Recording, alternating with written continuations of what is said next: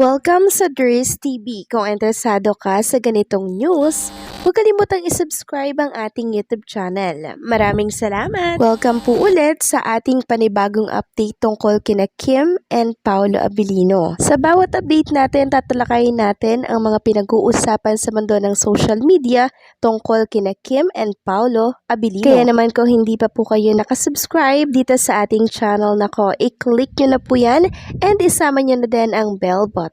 So, ayan, welcome back again sa ating YouTube channel mga kakimpaw, and sa update natin ito, ang pag-uusapan natin ay tungkol sa mga importanteng kaganapan po kay Kim and kay Paolo Abilino.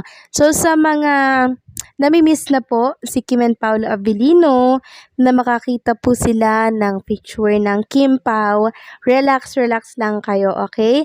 Kasi bukas for sure may jogging session na naman si Kim and Paolo Abilino or biking session na naman with Alden Richards. So antabayanan nyo po ang tungkol dyan dahil itong si Pitik ni Pet for sure talaga namang documentary na naman ang tungkol dyan. Samantalang sa mga nag-aantay naman po ng teleserye ni Kim and Paolo, na anunsyo na po natin nung nakaraan pa na baka kalaghatiin pa po ng taon mga kakimpaw yun simulan, or basta antayin nyo na lamang po. Basta hindi po yun naabot ng December ata. Parang napaaga daw po mga kakimpaw yung pagsisimula ng teleserye ni Kim and Paolo Abilino. So, magugulat na lang kayo, isang araw laman ang update natin ang tungkol dyan. Kaya huwag kayong maiinip, kumapit lamang po kayo sa mga sumusuporta po kay Kim and Paolo Abilino dahil malapit na po yung project nila. Malapit na po itong simulan. Okay?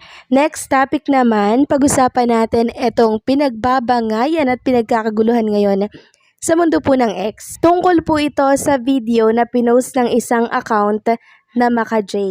So sa video na yun mga kakimpaw, napakinggan po natin yung mga sinabi doon ng mga kababaihan na hindi ko mawari kung sino ba yon kasi nakatalikod sila, tapos malabo din yung video. Pero narinig ko po yung pinag-uusapan nila tungkol ito doon kay Jay and kay Paolo Abilino.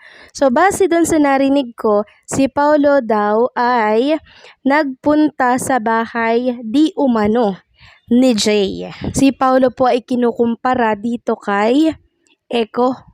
Na kesyo malakas daw pong uminom si Paolo Abilino kumpara dito kay Eko na mabait daw. So parang gustong palabasin na si Paolo Abilino ay ganito, ganyan, masama ugali at kung ano-ano pa. So yan po ang pinapalabas doon sa video na kumakalat. At isa pa ang gustong iparating ay nagpunta daw si Paolo doon sa bahay ni Jay. Alam naman natin sa panahon ngayon napakadali na pong pekein, 'di ba, ng video tapos magpatong ng boses doon para syempre siraan ang isang artista o ang isang personalidad. And ito nga po mga kakimpaw, yung naturang post. Ang nag-post nito ay si Rockstar. Sabi, "What the meaning of this? Kuya talaga o bakit ka nagkakalat sa bahay ng mga artista? Lalo na sa bahay ni ex-girlfriend, ayan na chismis ka ng mga yayays." So, ex-girlfriend, parang hindi ko natatandaan na naging sila. Then, ito po yung mga komento mga kakimpaw ng mga Kimpaw fans na panood ang video na yan. Sabi ni Ivegan 2, anong meron sa video? Mga nagchichismisa na ate. Anong masama dun? Puros chismis naman yan ng sino? Si Paolo baka mo malakas uminom. Totoo naman siya, aminado. That's why he stopped drinking nowadays. Si Paolo pumunta sa bahay na yan, kung kanino mang bahay yan. Sounds like she said nag-serve siya ng drinks. Syempre, bisita. And guess what? Sound inumang tropa. Kasi kung umakit ng ligaw, I don't think iinom. Kung manliligaw, malamang kasama pa nga si Jake dyan nang magpunta dyan. Anyway, walang bisayang video na yan. Basura. Gets mo? Sabi pa ng isa, "Hay nako, di ba inamin naman ni Paolo na noon medyo crooked ang landas niya? Kaya nga ngayon binago na niya, 'di ba? Sinabi din niya na workout niya na baguhin self niya. What for ang video na ito? Wala namang sinabing si Paulo na santo siya. Hi. Sabi pa ng isa dito, asus, naglabasan na naman ang mga walang bahid ng kasalanan, kaloka. Huwag magmalinis kung hindi naman malinis. Bawat tao pwedeng magkagawa ng tingin mo hindi ka aya-aya. Ang mahalaga marunong magbago ang tao. Bakit ikaw? Hindi ka ba makagawa ng kasalanan buong buhay mo?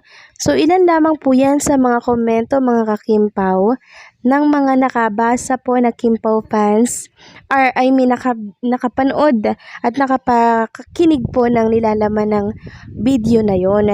So si Paolo Abilino naman po mga kakimpaw, aminado naman siya, 'di ba, na hindi siya perpektong tao. And ang mabuti doon nung makilala niya po si Chinita Princess, binabago niya, 'di ba, yung mga bisyo niya, yung pag-iinom niya, binabawasan niya paunti-unti, hindi naman kasi bigla ang mawawala yan. Diba? Pero at least nababawasan na po unlike noon. And isa pa, kung gustong palabasin ang kampo ni Jay na nagpupunta po si Paulo doon sa bahay nitong si Jay, ano namang masama doon, 'di ba? Tropa lang naman po 'yon mga kakimpaw at wala naman pong ibig sabihin 'yon.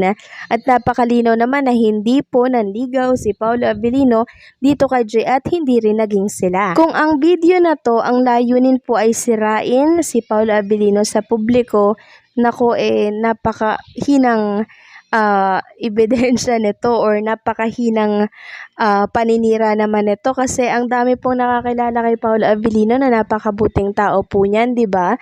Yung mga nakakatrabaho po niya, talagang sinasabi nila doon kung anong klaseng tao si Paolo Abilino, 'di ba? And syempre ang dami niya po natutulungan na sa mga natutulungan mismo lumalabas na sila po ay tinulungan, hindi mismo kay Paolo Abilino nagmumula. Malalaman nyo na lang na tinulungan pala yung taong yon dahil sinabi mismo nung taong yon. Tsaka ang importante mga kakimpaw, sabi ko nga po, nagbabago siya. Kaya sa mga Kimpaw fans po na patuloy pa rin nakikipagbardagulan sa video na to sa X, nako, wag na po ninyong patulan itong si Rockstar. Pwedeng paki-block na lamang kasi nung nakaraan ko pa naririnig yung Rockstar na yan mga kakimpaw. And huwag kayong masyadong mag-engage dito. Paki-block na lamang po itong taong to or wag nyo na lamang pansinin yung mga post niya para hindi po kayo mas stress. Gayahin na lang natin si Kim and Paolo Abilino na kung saan wala pong pakialam sa mga ganitong klase ng video kasi alam at kilala po nila ang sarili po nila. Kaya sa mga naglalayon na sirain po si Kim and Paolo Abilino, nako, tatawanan lamang po kayo niyan. Dahil the more na ang daming bashers, the more naman ang blessings na dumarating po sa kanila. So, paano mga kakimpaw? Hanggang dito na lamang po ang update natin at maraming salamat sa patuloy na pagsuporta.